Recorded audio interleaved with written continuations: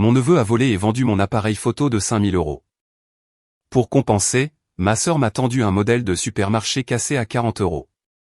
Face à ce culot, j'ai ri et appelé la police sous ses yeux. Son sourire a disparu aussitôt. Je m'appelle Antoine. J'ai 34 ans et je suis photographe indépendant basé à Montélimar, France. Je photographie de tout, des mariages à l'immobilier commercial en passant par les portraits éditoriaux pour des magazines régionaux. Je fais cela professionnellement depuis environ 11 ans maintenant. Et j'ai bâti mon entreprise à partir de rien, littéralement.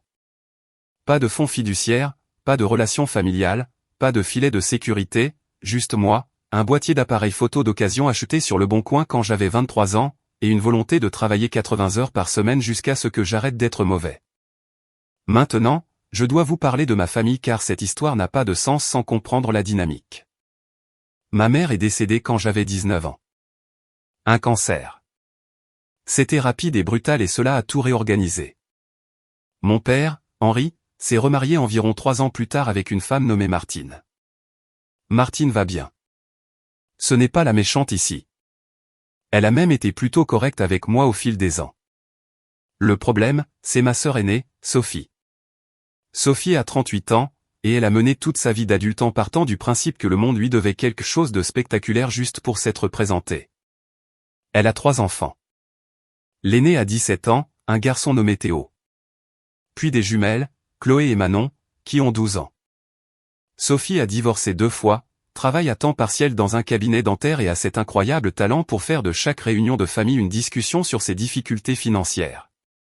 Chaque Noël, chaque Pâques, chaque barbecue du mardi, il y a un discours. Vous ne savez pas à quel point c'est difficile d'être une mère célibataire. Et écoutez, je ne suis pas sans cœur. Être un parent célibataire est vraiment difficile. Mais Sophie ne veut pas de sympathie. Elle veut un chèque en blanc et une ovation. La vraie friction entre nous a toujours été une question d'argent et de respect. Plus précisément, Sophie n'a jamais respecté ce que je fais pour gagner ma vie.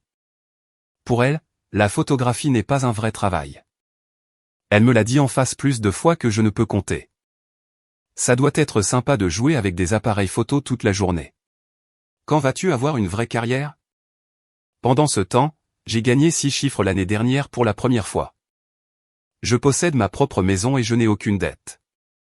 Mais rien de tout cela ne compte pour Sophie car, dans son esprit, si vous ne pointez pas dans un bâtiment avec un éclairage fluorescent, vous êtes en vacances. Maintenant, laissez-moi vous parler de l'appareil photo parce que c'est vraiment le cœur de tout. Il y a environ 2 ans, j'ai investi dans un Canon EOS R5 Mark II avec un objectif RF 70 à 200 mm f2.8. Si vous n'êtes pas dans le matériel photographique, sachez simplement ceci, cette combinaison, boîtier et objectif ensemble, coûte environ 5 000 €. Ce n'est pas un achat anodin. J'ai économisé pendant des mois. J'ai fait des recherches de manière obsessionnelle. J'ai choisi cet équipement comme un nouveau-né. Étui rembourré sur mesure, police d'assurance, le tout. Cet appareil photo n'était pas seulement un outil. C'était l'épine dorsale de mon entreprise. C'est ce qui m'a permis de facturer des tarifs élevés et de livrer un travail de qualité magazine. Alors, voici où les problèmes commencent. Il y a environ 2 mois, mon père a eu 65 ans. Martine lui a organisé une grande fête d'anniversaire dans leur jardin à Saint-Étienne. Côte de porc au barbecue, tournoi de pétanque, toute la production. J'ai apporté mon appareil photo parce que, bien sûr, je l'ai fait. Mon père m'a demandé de prendre de belles photos de famille, et honnêtement, j'étais heureux de le faire. J'aime mon père. C'est un homme bon qui a traversé beaucoup d'épreuves, et s'il veut des portraits de qualité professionnelle à sa propre fête d'anniversaire, je vais faire en sorte que cela arrive.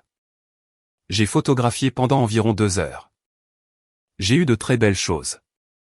Lumière de l'heure dorée, toute la famille réunie, photos candides des petits-enfants qui jouent. Vers 19h30, j'ai rangé mon équipement et j'ai posé mon sac d'appareils photo dans l'arrière-chambre qui était la mienne quand j'étais enfant. Je laisse toujours mes affaires là-bas pendant les événements familiaux. C'est à l'écart, la porte reste fermée, et tout le monde dans la famille sait que cette pièce est l'endroit où se trouve l'équipement d'Antoine. Ne le touchez pas. C'est la règle tacite depuis des années. La fête s'est terminée vers 21h. J'ai aidé à nettoyer, j'ai dit au revoir et j'ai pris mon sac en partant. Je suis rentré chez moi, je n'ai pas ouvert le sac avant le lendemain matin parce que j'étais épuisé. Quand je l'ai ouvert, mon estomac s'est noué. Le boîtier de l'appareil photo avait disparu. L'objectif avait disparu. Le séparateur rembourré sur mesure que j'utilisais pour séparer le boîtier de l'objectif était toujours là, pressé à plat comme si quelqu'un avait simplement tendu la main, pris les deux pièces et était parti. Sans soin, sans hésitation, il les avait juste pris. À leur place se trouvait un morceau de papier à carreaux pliés, du genre avec les lignes bleues et le bord perforé déchiré d'une reliure spirale. Et sur ce papier, d'une écriture que j'ai immédiatement reconnue, il était écrit « J'ai emprunté l'appareil photo pour Théo. Nous le rendrons bientôt. Est-ce comme Sophie ?» Ma sœur était entrée dans cette arrière-chambre pendant la fête, avait ouvert mon sac d'appareil photo professionnel, avait retiré 5000 € d'équipement et m'avait laissé une note comme si elle avait emprunté un verre de lait. Je l'ai appelée immédiatement. Elle n'a pas répondu. J'ai rappelé. Messagerie vocale. J'ai envoyé un SMS, « Sophie, j'ai besoin de l'appareil photo aujourd'hui. C'est mon équipement de travail. » Elle a répondu environ 1 heure plus tard avec un seul SMS qui a fait monter ma tension artérielle si fort que j'entendais mon propre rythme cardiaque. Théo en a besoin pour son dossier de candidature. Il postule dans des écoles d'art. Je t'en ai parlé. Détends-toi. Elle ne m'en avait jamais parlé. Pas une seule fois. Pas une seule conversation, pas une mention passagère, pas même une vague allusion. Et même si elle l'avait fait, parler du passe-temps de son enfant ne constitue pas une permission de voler 5000 € de son équipement professionnel. C'est comme si je vous disais que j'adore cuisiner et que je sortais de chez vous avec toute votre cuisine. Je lui ai dit que j'en avais besoin dans les 24 heures ou que j'aurais un grave problème. Elle m'a laissé en holu. 3 jours se sont écoulés. J'avais un mariage à photographier ce samedi et j'ai dû louer du matériel de secours à mes frais. 400 € de ma poche parce que ma sœur avait décidé que le dossier d'école d'art de son fils était plus important que ma subsistance. J'ai appelé mon père. J'ai appelé Martine. J'ai appelé la meilleure amie de Sophie, Lucie. Tout le monde m'a donné la même version de la même ligne. Elle va te le rendre. Laisse-lui juste un peu de temps. Tu connais Sophie. Oui, je sais exactement comment est Sophie. C'est ça le problème. Le 5e jour, j'ai reçu une notification sur mon téléphone qui m'a glacé le sang. J'avais mis en place une alerte Google pour le numéro de série de mon appareil photo il y a des mois, juste par précaution au cas où il serait perdu ou volé. Et c'était là, mon Canon EOS R5 Mark II, numéro de série correspondant parfaitement, mis en vente sur eBay. Le nom d'utilisateur du vendeur était Théocré 865. Le prix de vente était de 3200 €. Mon neveu de 17 ans avait mis mon appareil photo sur eBay, et d'après les détails de l'annonce, il avait déjà reçu 14 offres. Je suis resté assis à ma table de cuisine pendant environ 10 minutes, fixant l'écran de mon téléphone. Le café que j'avais versé était en train de refroidir. Mon chien, un border collie de 6 ans nommé Frisson, était assis à mes pieds, faisant cette chose où il incline la tête parce qu'il sent que quelque chose ne va pas, mais il n'a aucun moyen de le demander. J'ai tendu la main et je l'ai gratté derrière les oreilles. Surtout parce que ça me calmait plus que ça ne le calmait. Je n'étais pas encore en colère. J'étais dans cet endroit étrange et calme que l'on atteint juste avant que la colère n'arrive. Comme le moment entre l'éclair et le tonnerre. Vous connaissez cet écart, cette demi-seconde de silence où l'air lui-même semble retenir son souffle. C'est là que j'étais assis parce que j'ai réalisé que ce n'était pas seulement Sophie qui se sentait tout permis. Ce n'était pas un emprunt. C'était un vol. Et maintenant, il était sur le point de devenir un recel de biens volés. Mon neveu de 17 ans, guidé par ma sœur de 38 ans, essayait activement de vendre mon équipement professionnel à des inconnus sur Internet pour une fraction de sa valeur. J'ai tout fait des captures d'écran, l'annonce, le numéro de série, l'historique des enchères, le profil du vendeur. Puis j'ai ouvert un nouveau dossier sur mon ordinateur portable et je l'ai intitulé de 2 mots, Dossier Sophie.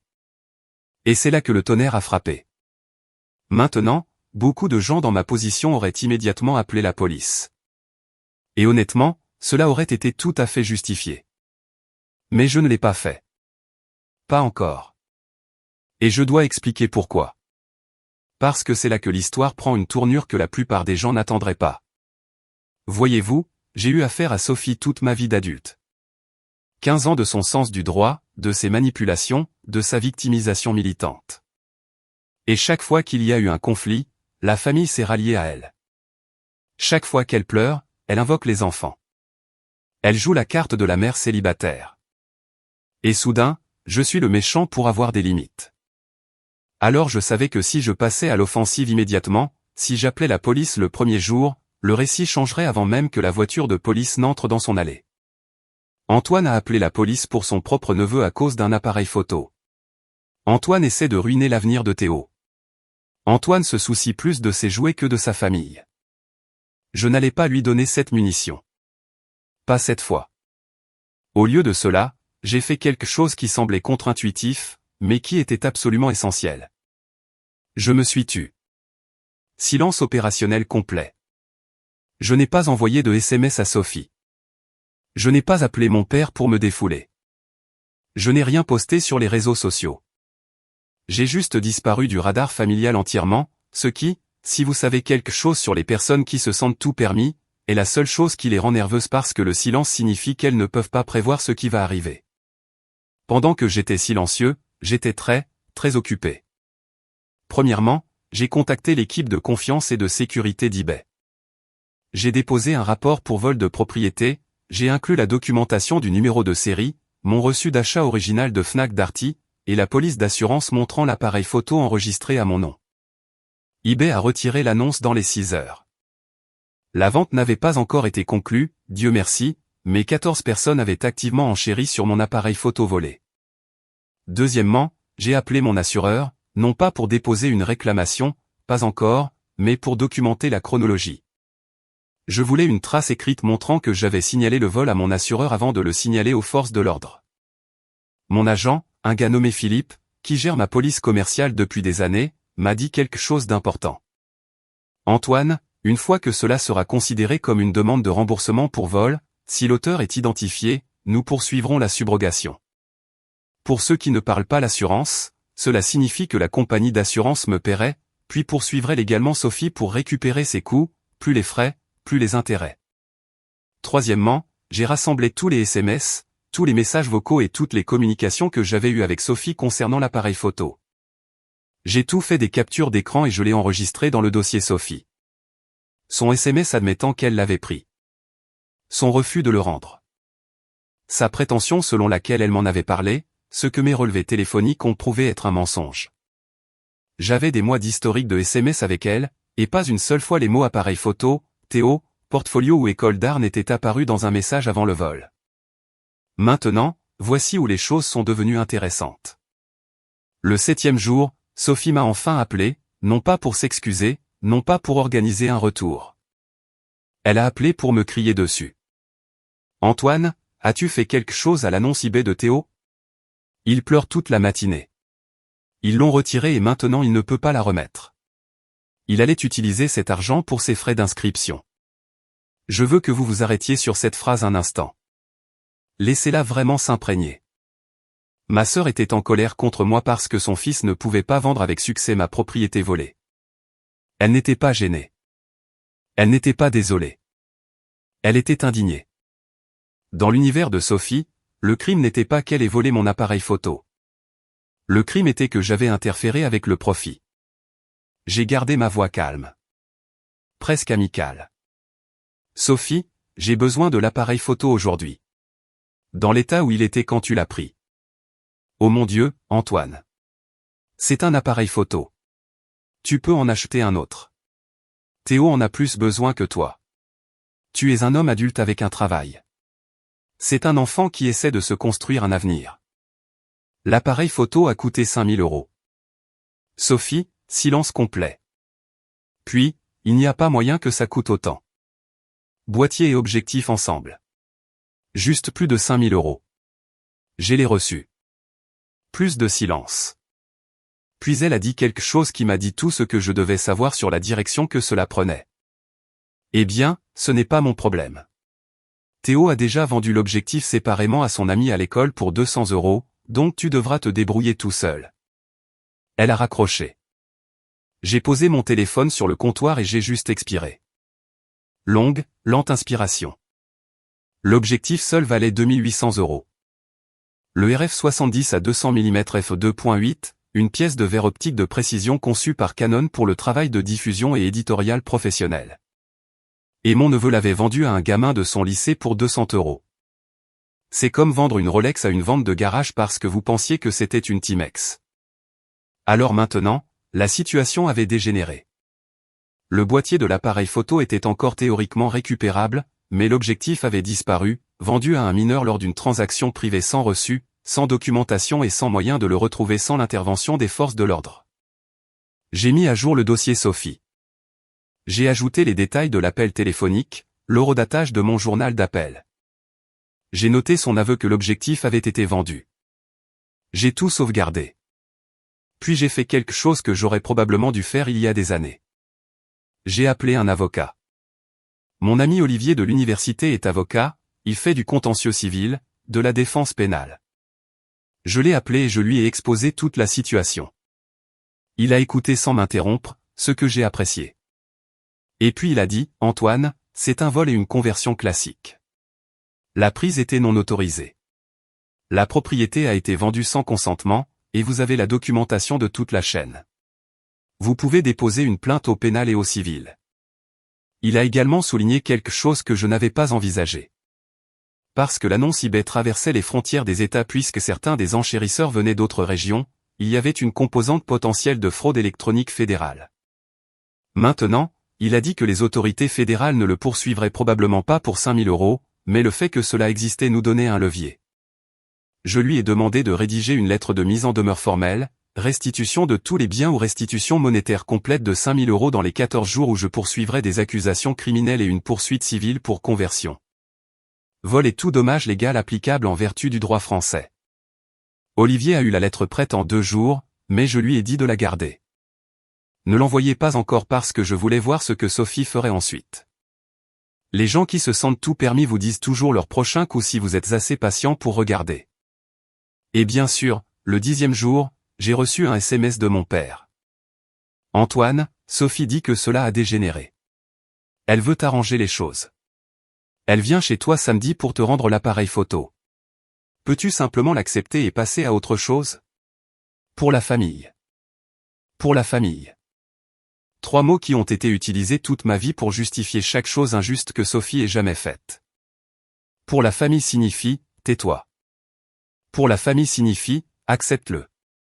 Pour la famille signifie que tes sentiments ne comptent pas parce que ceux de Sophie sont plus bruyants. Mais j'ai dit oui. J'ai dit à mon père que je serais à la maison samedi à midi. Et j'y étais. J'étais calme. J'étais prêt parce que j'avais un pressentiment sur ce que Sophie allait réellement m'apporter. Et quand elle est entrée dans mon allée ce samedi, quand elle est sortie de son monospace tenant un sac de course en plastique froissé avec quelque chose de petit et léger qui y cliquetait, j'ai su que j'avais raison. Elle ne me ramenait pas mon appareil photo. Elle m'apportait une insulte.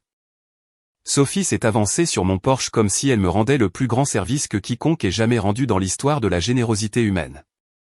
Elle avait ce regard sur son visage, ce petit sourire serré qu'elle affiche quand elle pense avoir gagné quelque chose. Je l'ai vu 1000 fois. C'est la même expression qu'elle portait quand elle a convaincu notre père de co-signer son 2e prêt automobile après avoir déjà fait défaut sur le premier. Elle a tendu le sac de course, un sac Carrefour froissé, du genre que vous fourrez sous votre évier et que vous utilisez pour ramasser les crottes de votre chien. Tiens, dit-elle, voilà, tu as récupéré ton appareil photo. Content maintenant? J'ai pris le sac. J'ai regardé à l'intérieur. Et, chers amis, je dois vous décrire cela en détail parce que je veux que vous appréciez pleinement l'audace de ce que je tenais. À l'intérieur de ce sac se trouvait un Canon PowerShot 1180. C'est un appareil photo numérique de base que Carrefour vend pour environ 40 € un bonjour. Il était argenté, rayé, clairement utilisé, et le couvercle de l'objectif avait une fissure visible qui le traversait en diagonale. Il n'y avait pas de boîte, pas de chargeur, pas de carte mémoire, juste un appareil photo d'occasion abîmé qui cliquetait dans un sac en plastique comme un jouet Happy Meal oublié. Elle avait remplacé mon appareil photo professionnel de 5 000 € par un appareil photo de 40 € cassé de la liquidation. Et elle était là, attendant un remerciement. J'ai regardé l'appareil photo. J'ai regardé Sophie. J'ai regardé à nouveau l'appareil photo et puis j'ai fait quelque chose qui n'était clairement pas dans son scénario. J'ai ri. Pas un petit rire poli, pas un reniflement sarcastique, un rire profond et sincère. Le genre de rire qui se produit lorsque la réalité devient si absurde que votre cerveau n'a pas d'autre moyen de la traiter. J'ai ri si fort que j'ai dû poser ma main sur la rampe du Porsche pour me stabiliser. Le sourire de Sophie a commencé à vaciller. Qu'est-ce qui est si drôle, Sophie, dis-je, reprenant encore mon souffle. C'est un appareil photo à 40 € avec un objectif fissuré. Un appareil photo est un appareil photo. Antoine, tu as dit que tu le voulais en retour. Le voilà. Mon appareil photo était un Canon R5 Mark II avec un objectif de la série L70 à 2 sens. C'est ce que tu achèterais pour l'anniversaire d'un enfant de 9 ans. Eh bien, je ne peux rien faire pour ce que tu as payé pour le tien. C'est ton problème de dépenser autant pour un hobby. Et voilà. Le mot qu'elle utilise toujours. Hobby. Mon entreprise a 6 chiffres, la chose qui paie mon hypothèque et alimente mon compte de retraite est un hobby pour Sophie parce que dans son esprit, si cela vous apporte de la joie, cela ne peut pas aussi être un vrai travail. J'ai arrêté de rire. J'ai pris une inspiration et j'ai sorti mon téléphone. Qu'est-ce que tu fais ? Demanda-t-elle, appelant la police.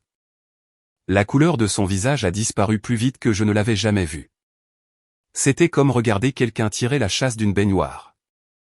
Juste un drainage immédiat et total. Antoine, tu n'es pas sérieux. Je n'ai jamais été plus sérieux de ma vie. C'est un appareil photo. Tu vas appeler la police pour ta propre sœur à cause d'un appareil photo ? J'appelle la police parce que tu as volé 5 000 € de mon équipement professionnel. Ton fils a vendu l'objectif à un lycéen. Tu as tenté de vendre le boîtier sur eBay et tu viens de me donner un remplacement cassé à 40 € comme si cela réglait la dette. C'est du vol, Sophie. C'est ça le vol. Elle a commencé à faire ce qu'elle fait toujours quand elle est acculée. La performance. Lèvres inférieures tremblantes, yeux vitreux, voix montant d'environ une demi-octave. Je n'arrive pas à croire que tu me ferais ça. Je suis ta sœur. Je suis une mère célibataire. Sais-tu à quel point ma vie est difficile ? Théo avait besoin de cet argent pour l'école d'art. Tu vas ruiner son avenir parce que tu es cupide. J'ai composé le numéro non urgent du commissariat de Montélimar. Elle pouvait entendre le téléphone sonner. Antoine, raccroche. Non, Antoine, raccroche tout de suite. Je jure devant Dieu si tu, commissariat de Montélimar, comment puis-je vous aider ? J'ai regardé Sophie droit dans les yeux. Oui, bonjour. Je voudrais signaler un vol. Ma sœur a retiré environ 5 000 € de matériel photo de mon sac sans autorisation, et les articles ont été vendus. Elle est actuellement à mon domicile. J'ai la documentation de l'incident complet. La performance de Sophie a disparu instantanément. Les larmes avaient disparu. La lèvre tremblante avait disparu. Ce qui l'a remplacée était une fureur pure et non diluée. Elle me regardait comme les gens regardent quelqu'un qui vient de retourner une table au dîner de Noël, ce qui est ironique car c'est elle qui a retourné des tables toute ma vie. Elle ne s'attendait juste jamais à ce que quelqu'un arrête de les ramasser. Tu es morte pour moi, siffla-t-elle. Tu m'entends ? Morte. Notez, dis-je. Et je suis retourné donner mes informations à la répartition. Sophie a couru vers son monospace, a ouvert la porte et a démarré de mon allée si vite qu'elle a laissé des marques de pneus sur le béton. Très dramatique. Très Sophie. L'agent de police est arrivé environ 40 minutes plus tard. Un gars sympa, la quarantaine. Il s'appelait Adjoint Dubois. Je lui ai tout expliqué, le vol initial, la note qu'elle avait laissée, l'annonce eBay, la correspondance du numéro de série, l'appel téléphonique où elle avait admis que l'objectif avait été vendu, la lettre de mise en demeure préparée par mon avocat, et bien sûr, l'appareil photo Carrefour cassé qu'elle avait présenté en remplacement. L'adjoint Dubois a pris des photos de l'appareil photo Carrefour, a documenté les numéros de série de mon reçu d'achat original et a examiné les captures d'écran de l'annonce eBay. Il m'a dit quelque chose que je soupçonnais déjà, mais que j'étais ravi d'entendre confirmer à voix haute. Il s'agit assez clairement d'un vol de plus de 1 000 €, ce qui en France est un délit passible de peine de prison. L'annonce eBay ajoute une potentielle accusation de vol par tromperie, et selon la coopération de votre neveu concernant la vente de l'objectif, il pourrait y avoir des accusations supplémentaires de recel de biens volés. Il m'a demandé si je voulais porter plainte officiellement. J'ai dit oui, pour toutes. Après le départ de l'adjoint, je suis resté assis sur mon Porsche un moment. L'appareil photo Carrefour cassé était posé sur la rampe à côté de moi comme une sorte de trophée absurde. Je l'ai ramassé et je l'ai tourné dans mes mains. Le compartiment de la batterie était vide. Il n'était même pas livré avec une batterie. Elle m'avait littéralement donné une coquille vide, cassée et sans valeur et avait appelé ça « kit ». J'en ai pris une photo avec mon téléphone. Puis j'ai ouvert le dossier Sophie sur mon ordinateur portable et je l'ai ajouté à la collection. Chaque capture d'écran, chaque SMS, chaque message vocal, chaque pièce de documentation, organisée chronologiquement, sauvegardée sur le cloud et prête à être remise à quiconque en aurait besoin. Mon téléphone a commencé à vibrer environ 2 heures plus tard. D'abord, c'était mon père, puis Martine, puis l'ami de Sophie, Lucie, puis mon cousin Marc. L'arbre téléphonique familial avait été activé, et le message était unanime, « Tu dois retirer les plaintes. Pense aux enfants. Elle a fait une erreur. Ne ruine pas sa vie à cause d'une erreur. Tu peux te permettre un autre appareil photo. Elle ne peut pas se permettre un avocat. » Je n'ai répondu à aucun d'entre eux. Pas un seul. J'ai laissé chaque appel passer sur la messagerie vocale. J'ai laissé chaque SMS en lieu parce que j'avais appris quelque chose de crucial au cours des 2 dernières semaines. Chaque fois que je m'engageais, chaque fois que je m'expliquais, chaque fois que j'essayais de faire comprendre mon point de vue à quelqu'un, cela leur donnait quelque chose à discuter. Le silence ne leur donnait rien. Mais derrière le silence, les choses bougeaient. Olivier avait déposé la plainte civile. Le commissariat traitait la plainte pénale. Mon assureur avait ouvert un dossier officiel et je venais de recevoir un email d'eBay confirmant que le compte de Théo Cré 865 avait été définitivement suspendu pour avoir mis en vente des marchandises volées. La machine était en marche et Sophie n'avait aucune idée du nombre d'engrenages qui tournaient déjà. La semaine suivante a été le calme avant que tout ne s'effondre. Et je veux dire, de mon côté. Du côté de Sophie, c'était apparemment le chaos, bien que je n'en ai entendu parler que de seconde main. Voyez-vous, quand j'ai arrêté de répondre à la famille, ils ont perdu la tête. J'ai découvert plus tard que Sophie avait convoqué une véritable réunion de famille chez mon père, sans moi, pour discuter du comportement d'Antoine. Je sais, la personne qui m'a volé a convoqué une réunion sur mon comportement. Mon père m'en a parlé après, et même lui semblait un peu gêné en relatant les détails. Selon lui, Sophie s'est tenue dans le salon et a fait une présentation complète. Larmes, gestes, le tout. Son argument était essentiellement le suivant, Antoine a toujours été égoïste avec son argent. Antoine a choisi un appareil photo plutôt que la famille, et Antoine utilise le système judiciaire pour intimider une mère célibataire. Elle a même apparemment mentionné le fait que je n'avais pas contribué au fonds de Noël de ses enfants l'année dernière, ce qui est vrai parce que j'avais déjà acheté à chaque enfant une carte cadeau de 100 € individuellement. Mais Sophie ne compte pas les cadeaux directs. Elle ne compte que l'argent versé dans le fonds qu'elle contrôle. Mon père a dit qu'il avait essayé de s'opposer. Il a dit à Sophie qu'elle n'aurait pas dû prendre l'appareil photo, mais elle l'a alors frappé avec la phrase qui fonctionne toujours, si maman était encore en vie, elle aurait honte d'Antoine en ce moment. Utiliser notre mère décédée comme arme. Classique Sophie est apparemment efficace. Parce qu'après cela, mon père s'est tué et le reste de la pièce a basculé du côté de Sophie. Je n'ai pas été perturbé parce que pendant que ma famille tenait un tribunal sur mon caractère, les rouages légaux avançaient régulièrement. Olivier a signifié la plainte civile à Sophie un mardi. Elle a été signifiée au travail au cabinet dentaire devant ses collègues. Je n'avais pas prévu cela. L'huissier de justice est simplement allé là où elle se trouvait, mais je mentirais si je disais que je me sentais mal à ce sujet. La plainte détaillait tout, vol du boîtier Canon R5 Mark II évalué à 2300 € et de l'objectif RF70 à 200 mm f2.8 elle évalué à 2800 €. Vente non autorisée de l'objectif à un tiers. Tentative de vente du boîtier de l'appareil photo sur eBay. Non-retour de la propriété malgré des demandes répétées.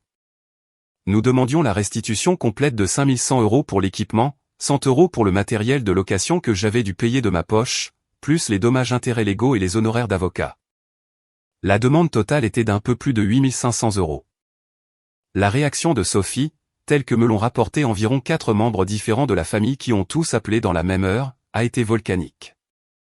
Elle a apparemment crié si fort sur le parking du cabinet dentaire que les patients à l'intérieur pouvaient l'entendre à travers les murs. Elle a appelé le cabinet d'Olivier et a laissé un message vocal qu'il m'a ensuite fait écouter. Et laissez-moi vous dire, c'était un chef-d'œuvre de fureur déchaînée. Elle l'a traité d'escroc, m'a traité de sociopathe et a menacé de nous exposer tous les deux sur Facebook. Olivier, qui a entendu bien pire dans sa carrière, a juste ricané et a enregistré le message vocal dans le dossier. Mais c'est là que les choses ont commencé à vraiment se resserrer autour de Sophie. Le côté criminel avançait aussi. L'adjoint Dubois avait soumis son rapport, et le bureau du procureur l'avait pris en charge. Le vol de plus de 1000 € en France est un délit passible de peine de prison. Maintenant, personne n'allait en prison pour avoir volé un appareil photo. Nous le savions tous.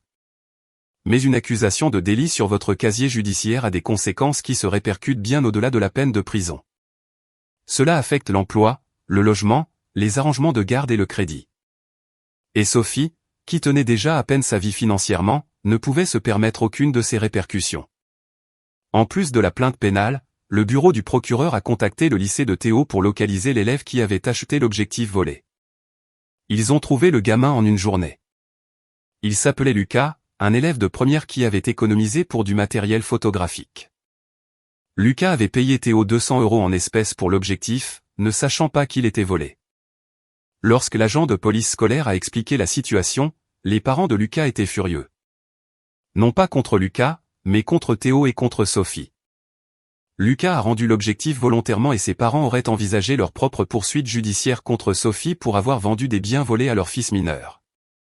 Donc maintenant, Sophie faisait face à une accusation de vol, à une poursuite civile, à une potentielle poursuite supplémentaire de la part de la famille de Lucas, et à l'humiliation sociale d'avoir le compte eBay de son fils signalé pour marchandises volées. Les murs se refermaient, et elle les avait tous construits elle-même. Pendant ce temps, j'ai récupéré mon objectif. L'adjoint Dubois me l'a personnellement rendu. Il était en bon état. Quelques petites éraflures sur le barillet, mais optiquement propre. Je l'ai fait inspecter et recalibrer professionnellement dans un magasin de photographie du centre-ville. 200 €, que j'ai ajouté à la réclamation civile. Le boîtier de l'appareil photo, cependant, était toujours manquant. Lorsque l'annonce eBay a été retirée, la transaction de l'enchérisseur gagnant a été annulée. Mais le boîtier n'était plus avec Sophie. Théo a dit à l'officier enquêteur qu'il l'avait donné à un ami après l'échec de la vente eBay. Cet ami l'aurait donné à quelqu'un d'autre. Le boîtier de l'appareil photo était entré dans une chaîne d'échanges informels entre lycéens et était fonctionnellement dans la nature. Cela a en fait joué en ma faveur légalement. Olivier a expliqué que parce que la propriété ne pouvait pas être récupérée, la demande de restitution pour le boîtier était maintenant incontestable. Sophie ne pouvait pas le rendre, donc elle devait la valeur de remplacement totale. Point final. 2 semaines après que la plainte civile ait été signifiée, l'avocat commis d'office de Sophie a contacté Olivier pour discuter d'un règlement. Apparemment, lorsque Sophie a finalement parlé à un avocat et qu'il lui a expliqué le paysage juridique réel dans lequel elle se trouvait, la réalité l'a frappée comme un train de marchandises. Elle faisait face à un casier judiciaire, à un jugement civil et à la possibilité très réelle que la famille de Lucas se joigne à la fête. Son avocat lui a dit, avec ce que j'imagine être des mots très prudents, qu'elle n'avait essentiellement aucune défense légale. Elle avait pris une propriété qui n'était pas la sienne, l'avait vendue, s'était fait prendre, puis avait tenté de faire passer un appareil photo cassé de 40 € pour une restitution alors qu'il y avait un rapport de police actif. L'avocat de Sophie a proposé un règlement. Elle paierait 2500 € sur 12 mois et écrirait une lettre d'excuse formelle. Olivier m'a appelé et m'a transmis l'offre. Je lui ai dit de la rejeter. Contre-proposer le montant total. J'ai dit, 8500 €, non négociable, et l'affaire pénale reste active quoi qu'il arrive. Olivier a marqué une pause. Tu es sûr? Ça va rendre le dîner de Noël intéressant. Olivier, elle m'a volé, a essayé de vendre ma subsistance sur eBay, m'a tendu un jouet cassé en guise de remplacement, a utilisé notre mère décédée pour monter la famille contre moi, et a organisé une réunion chez mon père pour discuter de mon déraisonnable désir de récupérer mes propres biens. Noël allait déjà être intéressant. Il a ri. Juste. J'enverrai la contre-proposition. 2 jours plus tard, un mercredi soir vers 21h30, mon téléphone a sonné. C'était Sophie. J'ai failli ne pas répondre, mais quelque chose me disait que cela valait la peine d'être entendu. J'ai décroché. Antoine. Sa voix était différente, plus petite, plus tendue, comme quelqu'un qui avait pleuré pendant un moment et essayait de se contenir. Antoine, s'il te plaît. Tu dois laisser tomber ça. Je ne peux pas me permettre 8500 €. J'ai à peine de quoi payer le loyer. Si j'ai un casier judiciaire, je perdrai mon emploi. Je ne pourrai pas en trouver un autre. S'il te plaît, pense aux enfants. Pense à Théo. J'ai laissé le silence s'installer pendant environ 5 secondes. Puis j'ai dit, Sophie, as-tu pensé à mon travail quand tu as volé mon appareil photo? Elle n'a pas répondu. As-tu pensé à ma subsistance quand Théo l'a mis en vente sur eBay pour 3200 €? Rien. As-tu pensé à moi du tout quand tu es entré dans cette chambre à la fête de papa et que tu as pris la chose que j'utilisais pour me nourrir? Je pouvais l'entendre respirer. Lourdement, haletant, comme si elle se battait pour se contenir. L'offre tient, dis-je. Restitution complète ou nous allons au tribunal. Les 2 tribunaux. J'ai raccroché. Environ 30 secondes plus tard, mon téléphone a vibré. Un SMS de mon père. 4 mots. Elle vient de m'appeler en sanglotant. Je l'ai lu. J'ai posé le téléphone. Et pour la première fois dans toute cette épreuve, j'ai ressenti quelque chose d'inattendu. Rien. Absolument rien. Pas de culpabilité, pas de satisfaction, pas de colère, juste un calme plat, tranquille. Comme le moment après le passage d'une tempête où vous sortez et l'air est juste propre et immobile. Le lendemain matin, je me suis réveillé avec 17 appels manqués et un message vocal de l'avocat de Sophie demandant une réunion d'urgence. Les dominos tombaient et Sophie venait de réaliser qu'elle se tenait sous chacun d'eux. La réunion d'urgence a eu lieu 3 jours plus tard au cabinet d'Olivier. Sophie est venue avec son avocat, un homme d'âge mûr, l'air fatigué, nommé Marc, qui avait l'énergie de quelqu'un qui s'était disputé avec sa cliente pendant des jours et avait clairement perdu toutes les discussions. Sophie avait l'air de ne pas avoir dormi. Ses yeux étaient gonflés. Ses cheveux étaient tirés en un chignon désordonné. Et elle portait la même veste que le jour où elle m'avait apporté l'appareil photo Carrefour. J'ai remarqué cela parce que je remarque les détails. C'est littéralement mon travail. Olivier a commencé par exposer toute l'étendue de ce à quoi Sophie faisait face. Il était calme, professionnel et absolument chirurgical. Il a présenté la documentation comme une chronologie d'exhibit, la note qu'elle avait laissée dans mon sac, qui était un aveu de prise non autorisé. Les SMS où elle reconnaissait avoir l'appareil photo et refusait de le rendre. L'annonce eBay sous le compte de Théo avec le numéro de série de mon appareil photo, l'appel téléphonique où elle admettait que l'objectif avait été vendu, l'appareil photo Carrefour qu'elle avait présenté en remplacement, et la récupération de l'objectif auprès de Lucas, dont les parents avaient maintenant officiellement envoyé leur propre lettre de mise en demeure demandant 500 € pour détresse émotionnelle à leur enfant mineur et le désagrément d'être impliqué dans une enquête criminelle. Puis Olivier a exposé les calculs. 2300 € pour le boîtier de l'appareil photo, qui était irrécupérable. 200 € pour le recalibrage de l'appareil photo après le retour de l'objectif. 400 € pour le matériel de location que j'avais dû utiliser pour la séance photo de mariage. 800 € d'honoraires d'avocat à ce jour, plus 4800 € de dommages-intérêts légaux en vertu de la loi civile sur le vol en France, qui autorise le triple des dommages pour conversion intentionnelle. L'exposition civile totale était d'un peu moins de 8500 €. Et cela, c'était avant que la famille de Lucas ne dépose sa propre plainte. Marc, l'avocat de Sophie, avait l'air d'un homme qui avait vu l'iceberg et qui essayait maintenant de réarranger les chaises longues. Il a reconnu que la position de Sophie était, et je cite, pas forte. Il a proposé la restitution intégrale de 5100 € pour l'équipement, plus mes 400 € de frais de location payables sur 24 mois, sans dommages-intérêts légaux, sans honoraires d'avocat. Olivier m'a regardé. J'ai secoué la tête. Le montant total, dis-je. 8500 €, 12 mois. Et je veux une reconnaissance signée que la propriété a été prise sans autorisation. Pas empruntée. Prise. Sophie, qui était restée silencieuse jusqu'à présent, a finalement parlé, et je dois lui donner du crédit. Elle a tenté une dernière carte. Elle m'a regardé avec ses yeux vitreux et a dit, « Antoine, je suis ta sœur. Nous avons grandi dans la même maison. Nous avons enterré notre mère ensemble. Cela ne signifie-t-il rien pour toi ?» Je l'ai regardé longuement. Et j'ai dit, cela signifiait tout pour moi, Sophie. C'est pourquoi ça fait si mal. Tu n'as pas seulement pris un appareil photo. Tu as pris ma confiance. Tu as pris mon sentiment de sécurité au sein de ma propre famille. Tu as pris la seule chose que j'ai bâtie de mes propres mains et tu as essayé de la vendre pour que ton enfant empoche l'argent. Et quand je l'ai demandé, tu m'as tendu un jouet cassé dans un sac de course et tu m'as dit d'être reconnaissant. Alors oui, ça signifie quelque chose pour moi. Ça signifie que j'en ai marre de faire semblant que c'est acceptable. La pièce était silencieuse.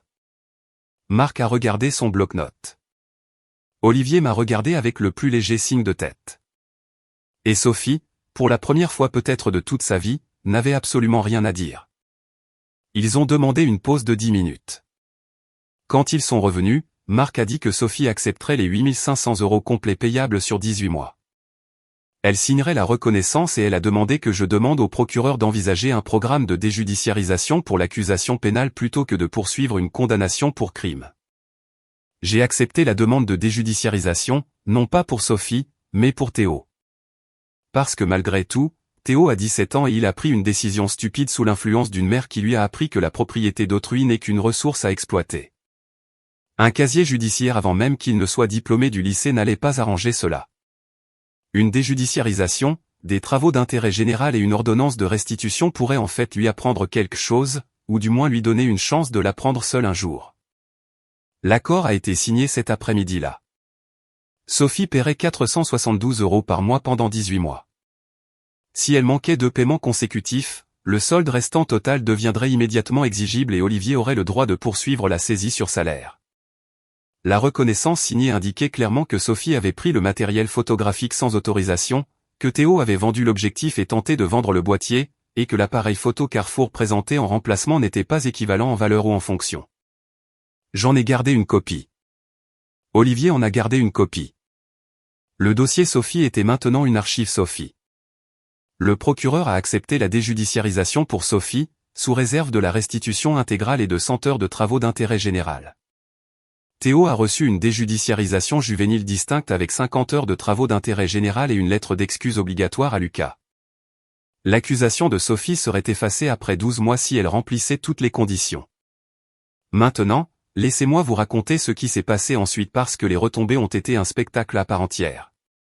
La famille s'est divisée. Mon père a finalement changé d'avis. Il a fallu environ 3 semaines de silence de ma part avant qu'il n'appelle et me dise « J'aurais dû te soutenir dès le début. Je suis désolé. » J'ai apprécié cela plus qu'il ne le sait probablement. Martine avait apparemment été de mon côté tout le temps, mais ne voulait pas s'en mêler. Elle m'a envoyé un SMS qui disait juste « Fier de toi, gamin. » Simple. Parfait. Mon cousin Marc, qui avait initialement fait partie du cœur des « Retire les plaintes », s'est en fait excusé après avoir entendu toute l'histoire. Il s'avère que Sophie avait raconté à la famille une version très différente des événements. Selon elle, j'avais offert l'appareil photo à Théo, puis j'avais changé d'avis et exigé de l'argent. Elle avait entièrement omis la note, l'annonce eBay, la vente de l'objectif et l'appareil photo Carrefour. Quand Marc a découvert la vérité, il était furieux. Non pas contre moi, mais contre elle. L'amie de Sophie, Lucie, a également cessé de lui parler, bien que je ne connaisse pas toute l'histoire là-bas. J'ai entendu de seconde main que Lucie avait prêté de l'argent à Sophie par le passé qui n'avait jamais été remboursé. Et toute cette situation lui a apparemment ouvert les yeux sur un schéma. Quant à Sophie elle-même, elle a effectué ses 3 premiers paiements à temps. Puis elle a manqué le 4e, puis le 5e. Olivier a envoyé l'avis de saisie et ses salaires au cabinet dentaire ont été réduits en conséquence. Elle m'a appelé une fois environ 4 mois après le règlement et a laissé un message vocal qui était moitié excuse, moitié reproche. Je suis désolé que cela soit arrivé, mais tu n'avais pas à aller aussi loin. Je n'ai pas rappelé. Je n'en avais pas besoin. Théo a terminé ses travaux d'intérêt général. Il m'a envoyé une lettre manuscrite qui était clairement supervisée par quelqu'un, probablement son conseiller de déjudiciarisation, mais je pouvais dire que certaines parties étaient sincères. Il a dit qu'il ne réalisait pas la valeur de l'appareil photo et que sa mère lui avait dit que c'était acceptable de le vendre. Je le crois. Je ne pense pas que Théo soit un mauvais gamin.